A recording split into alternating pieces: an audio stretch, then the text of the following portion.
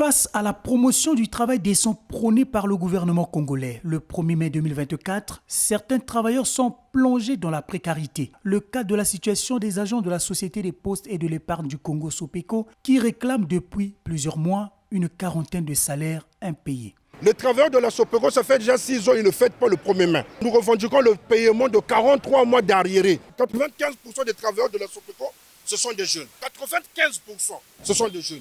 Et 2024, c'est l'année de la jeunesse. Le chef de l'État n'a qu'à 10 mots sur la Sopeco afin qu'il puisse trouver le sourire. Ça fait déjà 6 ans. Au-delà de la crise vécue à Sopeco, le gouvernement tente d'apporter des solutions dans divers secteurs, selon ce pédagogue, porte-parole de la plateforme syndicale de l'éducation nationale, tel le secteur de l'enseignement avec la mise en place de la commission administrative paritaire pour l'amélioration des conditions de l'enseignant, mais des actions importantes restent encore à faire. Ces caps lancés jusqu'à ce jour, les dossiers sont en circuit.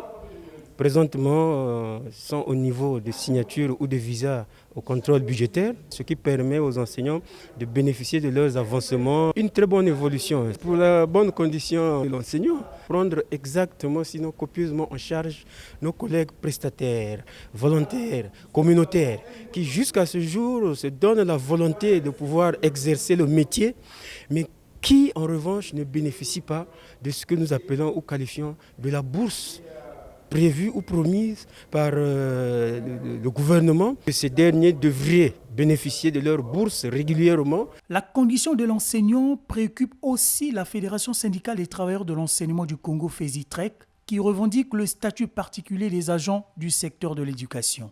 La FESITREC demande au gouvernement d'avoir une attention particulière sur la condition enseignante au Congo, notamment sur l'application du statut particulier des agents du cadre de l'éducation nationale, le recrutement et l'intégration massif à la fonction publique des enseignants volontaires, finalistes et communautaires par rapport aux besoins exprimés, le paiement des rappels de soldes et émoluments de prestations dus aux enseignants conformément à l'engagement pris par le gouvernement lors de la dernière session du Comité national du dialogue social.